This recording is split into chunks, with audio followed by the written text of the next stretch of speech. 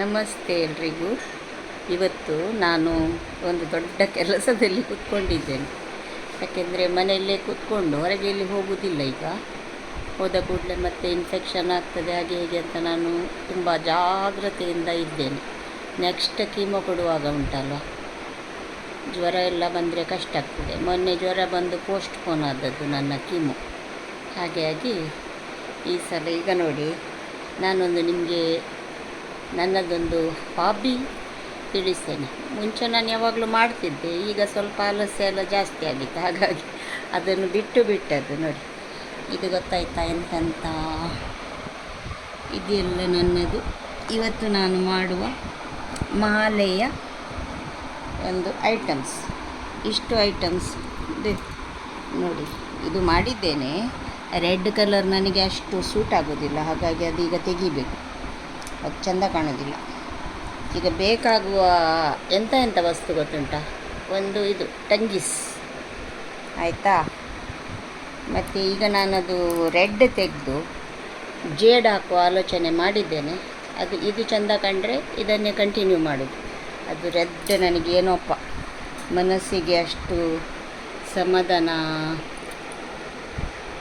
ಆಗಲಿಲ್ಲ, ಗೊತ್ತಾಯ್ತಾ. ಹಾಗೆ ರೆಡ್ ಅದಕ್ಕೆ ಅಷ್ಟು ನನಗೆ ಸೂಟ್ ಆಗೋದಿಲ್ಲ ಅದು. ಹಾಗಾಗಿ ಇದು ನೋಡಿ, ಇದನ್ನು ಮತ್ತೆ ಅದಕ್ಕೆ ಪೆಂಡೆಂಟ್ ಹಾಕೋದು. ಇದು ಒಂದು $1 ಪೆಂಡೆಂಟ್ ಮುಂಚೆ ತೆಗೆದುಕೊಂಡದ್ದು, ಈಗೆಂತ ತೆಗೆದುಕೊಳ್ಳುವಾಗಿಲ್ಲ, ಮುಂಚೆ.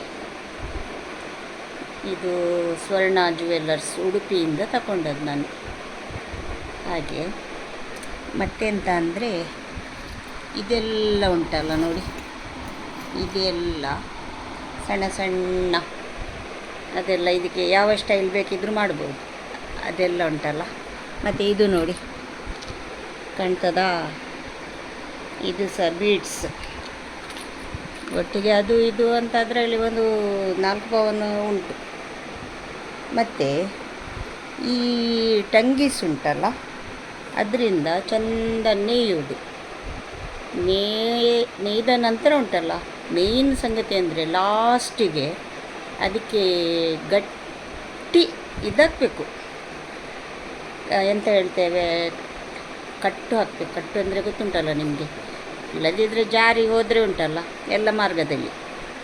ಹಾಗಾಗಿ ನಾನು ಇಷ್ಟು ವರ್ಷದಿಂದ ಮಾಡ್ತಾಯಿದ್ದೆ, ನಂದು ಒಂದು ಏನಾಗಲಿಲ್ಲ. ನಾನು ಹೇಳೋದು, ಯಾಕೆಂದರೆ ಮಾಡಲಿಕ್ಕೆ ಹೋಗುವವರು ಅದೊಂದು ಕೇರ್ಫುಲ್ ಆಗಿರಿ. ಎಂತಂದರೆ ಎಂಡಿಗೆ ಉಂಟಲ್ಲ ಗಟ್ಟಿ ಅಗರಬತ್ತಿ ಉಂಟಲ್ಲ, ಅಗರಬತ್ತಿಯಿಂದ ಅದರ ತುದಿಗೆ, ಟಂಗೀಸ್ನ ತುದಿಗೆ ಇಡಬೇಕು. ಅದು ಮತ್ತೆ ಅಲ್ಲಾಡುವುದಿಲ್ಲ, ಗಟ್ಟಿ ಇರ್ತದೆ. ಅದರ ಧೈರ್ಯದಲ್ಲಿ ಈ ಮಾಲೆ ಇರುವುದಿಲ್ಲದಿದ್ದರೆ ಚಿನ್ನ ಎಲ್ಲ ಮಾರ್ಗದಲ್ಲಿರ್ಬೋದು, ಆಯಿತಾ. ಜಾಗ್ರತೆ ಮಾಡಲಿಕ್ಕೆ ಉಮೇದಿದ್ದವರು ಮಾಡಿ. ನನಗೆ ಅಂತೂ ಈ ಕೆಲಸ ತುಂಬ ಇಷ್ಟ, ಆದರೂ ಆಗದಿಂದ 2-3 ಸಲ ಬಿಡಿಸಿ ಹಾಕಿ ಆಯಿತು. ಹಾಗಾಗಿ ಇವತ್ತು ಸ್ಟಾಪ್ ಮಾಡ್ತೇನೆ, ಮತ್ತೆ ಮನಸ್ಸಾದರೆ ಮತ್ತೆ ಮಾಡ್ತೇನೆ. ಮಾಡಿದ ನಂತರ ನಾನು ಹಾಕಿ, ಇಲ್ಲ ಫಂಕ್ಷನಿಗೆ ಹೋಗುವಾಗ ಹಾಕಿ ಫೋಟೋ ತೋರಿಸ್ತೇನೆ, ಆಯಿತಾ. ಈ ಸಲ ಅದಕ್ಕೆ ಒಂದು ಚಂದ ಪೆಂಡೆಂಟ್ ಸಹ ಜಾಯಿಂಟ್ ಮಾಡ್ತೇನೆ. ಮತ್ತು ನೋಡು, ಇದು ನೋಡಿ, ಕೀಮೋ ಪೌಡರ್ ಹಾಕಿದ ಕಲೆ ಒಂದು ಇಲ್ಲಿ 2 ಕಡೆ ಉಂಟು. ಓದಿತ್ತು, ಮುಂದೊಂದು ದಿನ ಹೋಗೋದಿದ್ರೂ ತೊಂದರೆ ಇಲ್ಲ. ಆದರೂ ಹಾಕಿದ್ರಿಂದ ಎಷ್ಟು ಉಪಯೋಗ ಆಗಿದೆ ಅಂದರೆ, ಈಗ ಕೀಮೊಥೆರಪಿಗೆ ಹೋಗುವಾಗ ಹೆದರಬೇಕಂತಿಲ್ಲ. ಮುಂಚೆ ಆದರೆ ಅಯ್ಯೋ ಈಗ ಇದು ಕೊಡ್ತೀವಿ, ಕ್ಯಾನ್ಯುಲ್ ಹಾಕ್ಲಿಕ್ಕೆ ಉಂಟಲ್ಲ ಅಂತ ಅದೇ ತಲೆಯಲ್ಲಿ ಇದ್ದು ಎಷ್ಟು ಟೆನ್ಷನ್ ಆಗ್ತಿತ್ತು. 17 ಕೊಟ್ಟಿದ್ದೆ ಹೋದ ಸಲ, ಒಂದು 7 ವರ್ಷದ ಹಿಂದೆ. ಹೇಗೆ ನಾನು ತಕ್ಕೊಂಡೇನೋ, ಈಗ ಎಣಿಸುವಾಗಲೇ ಅದು ಹೇಗೆ ಕೈಯಿಂದ ಕೊಟ್ಟೆವಂತ ಕಾಣ್ತದೆ. ಈ ಸಲ ದೇವರ ದಯದಲ್ಲಿ ಇದು ಒಂದು ನನಗೆ ತುಂಬ ಅಂದರೆ ತುಂಬ ಉಪಯೋಗಕ್ಕೆ ಬಿದ್ದಿದೆ. ಹೇಳೋದು ಯಾಕೆ ಗೊತ್ತುಂಟ, ಗಡಿಗೆ ನೆಕ್ಸ್ಟ್ ಯಾರಿಗಾದರೂ ಬೀಳೋದು ಬೇಡ, ಅಗತ್ಯ ಬಿದ್ದರೆ ಉಂಟಲ್ಲ, ನೀವೊಂದು ಕಿಮೋಪೊಟ್ ಹಾಕಿಸಿ, ಆಯಿತಾ.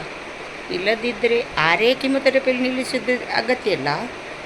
ಇದು ಗೊತ್ತಾಗ್ತದಲ್ಲ ಮೊದಲೇ 17 ಕೊಡಬೇಕಾ ಎಂತ ಕೊಡಬೇಕಂತ, ಆಗ ಮಾತ್ರ ಹಾಕಿಸೋದು ಒಳ್ಳೆಯದು. ಬಾಯ್ ಬಾಯ್.